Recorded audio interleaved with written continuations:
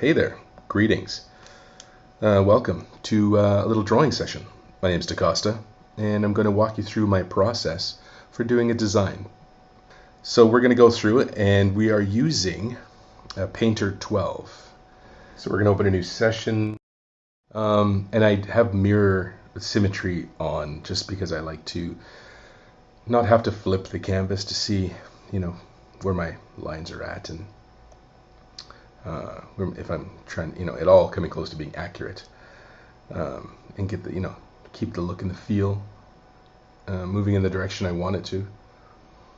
So basically, just starting out, I thought I had the inspiration in the back of my brain just to do a little robot helmet head bust thing. So here I'm just looking for some shapes, trying out some different ideas.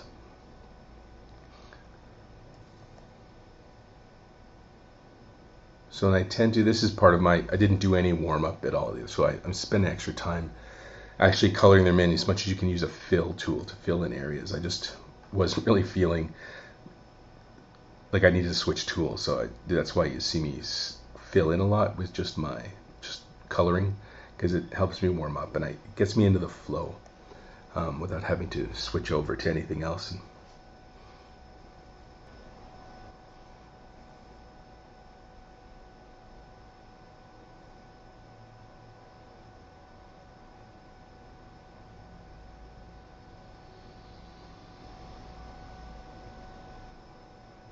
So basically just trying to find some lines for the eyes.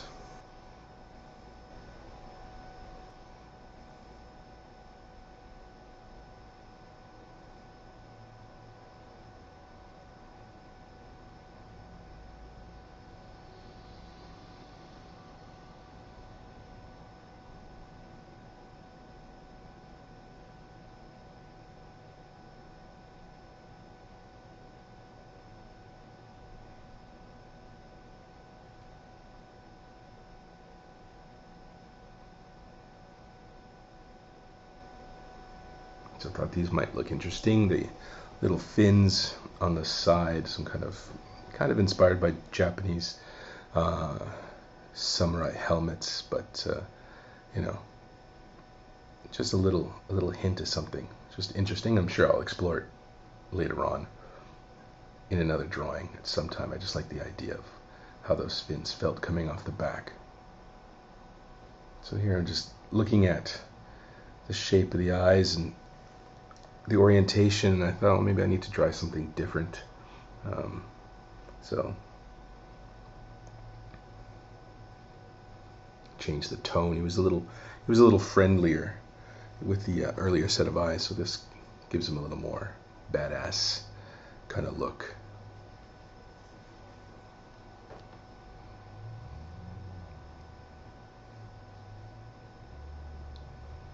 So color, trying to find some, really lock a little bit more on the shape, get that angle correct. And I'm really kind of feeling it out here. I'm not even trying to be crazy about the perspective lines. I'm kind of just eyeballing it for the most part. Also made a correction here. I drew on the wrong layer, so now I have to go back and remove some components or elements and put them on the right layers as independent pieces. So here I'm back with the friendly eyes again. I don't know what I was thinking. I say obviously, now let's go back.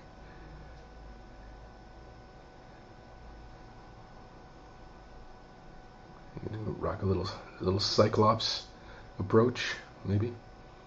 Interesting.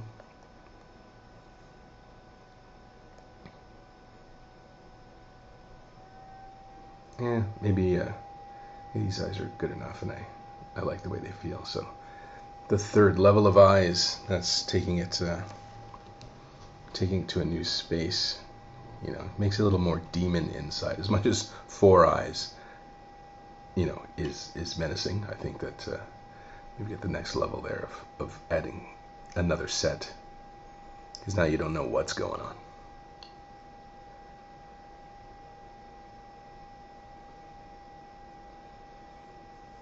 So now I'm exploring a little bit of the contours of the collar piece, just trying to do something a little interesting with the side.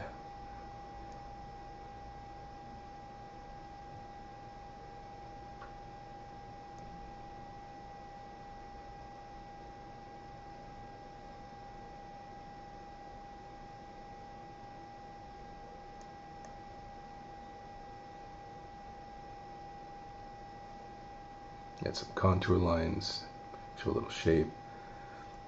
Trying to figure out now if I can bring something off the back of the helmet. I was thinking maybe it needed some kind of crazy ponytail attachment, but like a war helmet.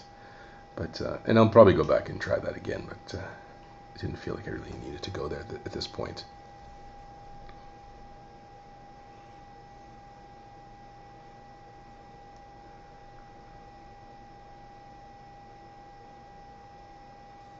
Bring up the front of the collar a little bit, just to make a little more interesting shape, make the shape a little more interesting. So it goes over the back, and then we've got a split there, so we have two pieces running off the back, and then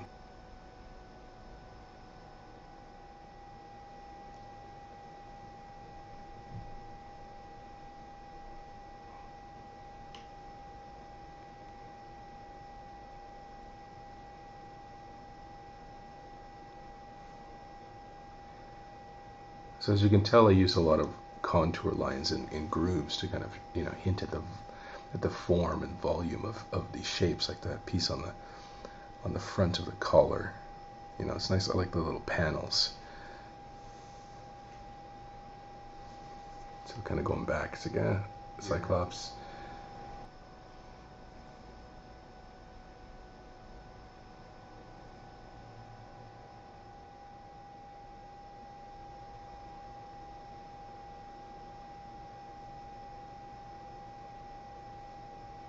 So I'm pretty happy with that shaped base anyway, just kind of seeing where I am.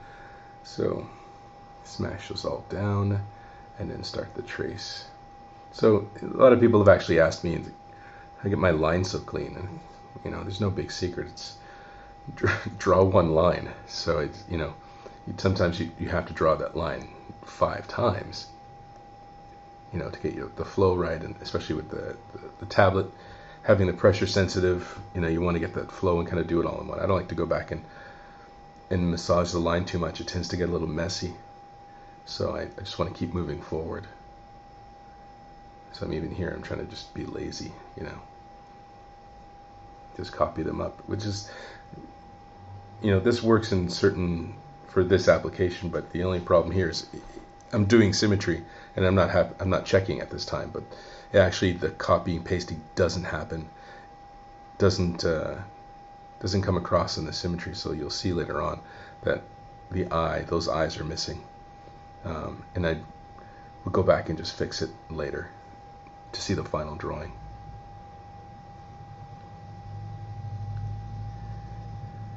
And the inner arc I made there, it's just just kind of moving forward. I should go back and fix that, and I will in after the video, but that arc is a little sloppy on the inside there. Okay, so one of the things about keeping clean lines is adding new layers and drawing on those, and that'll give you the opportunity to erase without having to worry messing up the lines underneath or the previous lines you just drew.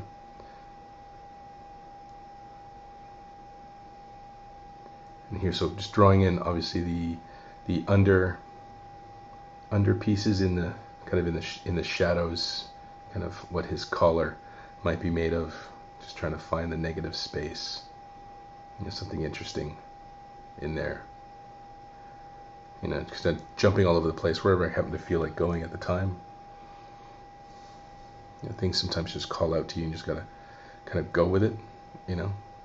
Sometimes if you spend too much time in one little spot, you can get caught up in the details, and then you realize that you've micromanaged that little area, and you've got to kind of step back a little bit. So I'm just jumping all over the place trying to finish up the collar. Wrap it around a little bit. Those shoulder pads. So contour lines across there.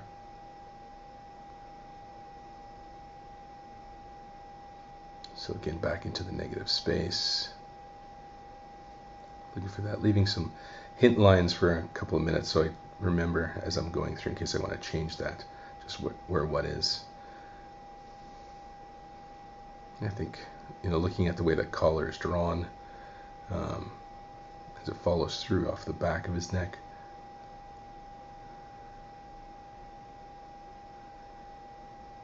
Pay a little attention to the tank, or whatever this piece is on the back. It just looked interesting and balanced out the front of the collar. So I felt it gave a nice weight to it. The opposite little groove. Some little weighting. Third eye. Well, the seventh eye, really. But I tend to put a lot of third eyes in my pieces. And so here I decided that the neck was way too pencil neck, and I wanted to thicken it up, just beef it out. So I thought that was sufficient. It is a robot, but it just can't be too thin. So also experimenting a little bit with some other extra little shapes. Decided it wasn't really feeling it. Went back to a hint at something. I have no idea what those are, but they just looked interesting off the back. So pretty much happy here, and going into starting to do just fill it in and start with my color.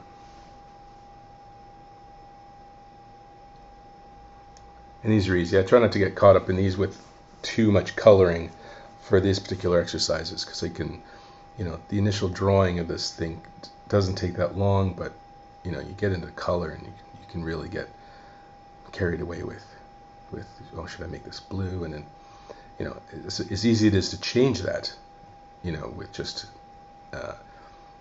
with the tools, you can really get hung up on that.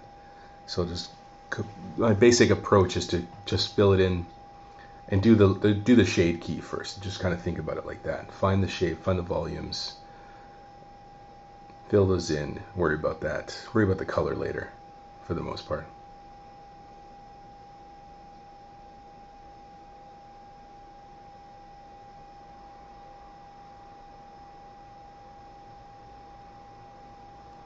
So happy it feels good. I've been using the sharp pencil, kind of fine-tuned the way I like it. The steps tend to be a little crazy, so now I'm going to switch over to the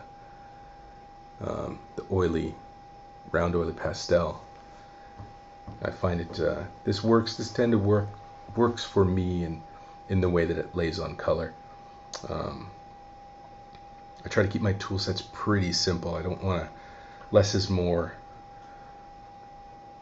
for me, and I just want to make sure that I can get the effect done and without having to play too much with the settings in my tools while I'm doing the work. It's kind of a waste of time. I mean, this is all exploration, but you want to spend your time actually exploring. In this scenario, it's the form of the actual character you're drawing.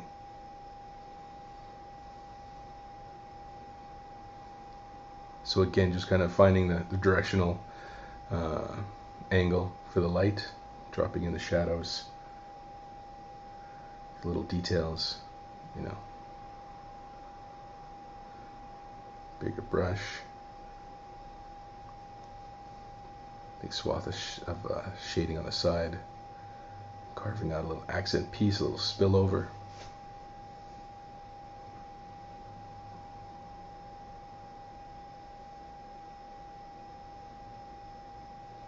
So now I'm going in and trying to just add some highlights inside of the dark spots to see what's going on. Hint at some volumes in there, some objects. The one thing I realized when I did this, afterwards, is that little peg in the front, there's actually 3 pegs in there, but I ended up just leaving 2. So I probably could have hinted at another one on the far side. But again, these are all just experiments. Notes for later.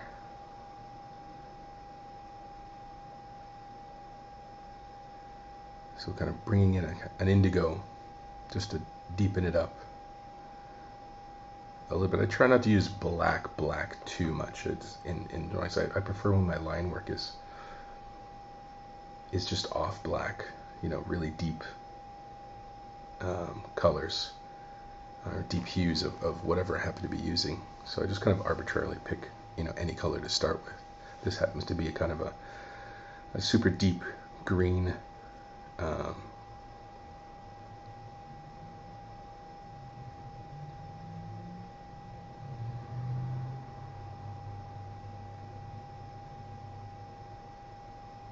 And for whatever reason, I'm not really sure why I started signing it here, but maybe I felt like it's pretty much done. But you can see a little zoomed out there to check it, but it's funny.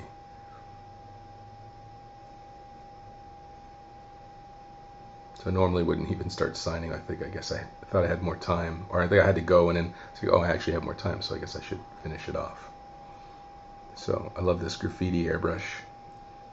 Really changes it up, gives some nice texture to it. Love the way it responds to the tilt. Whack 'em, awesome.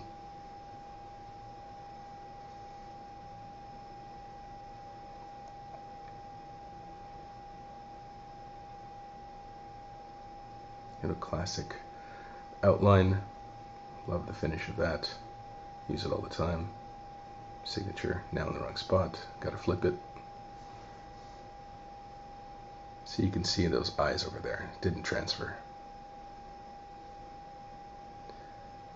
Little cleanup.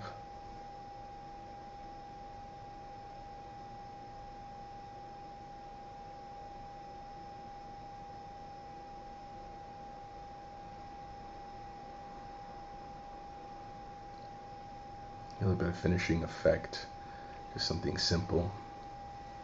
Just to give it some variation.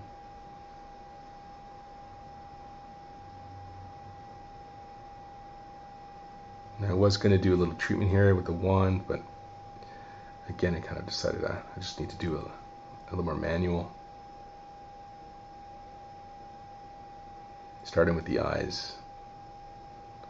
Add a little effect. And once that's done, go back and trim it in.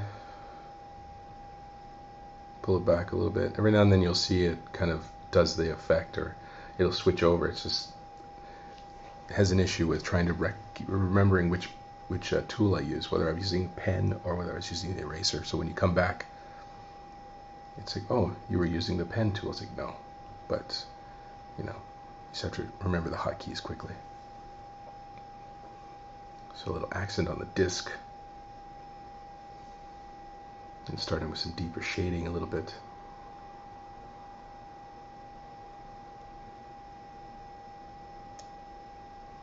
So I've sped this video up. It's about 350% or so. So like I said, I mean, this took about an hour to do.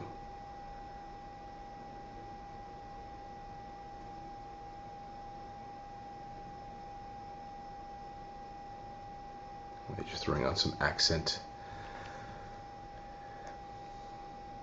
lighting here.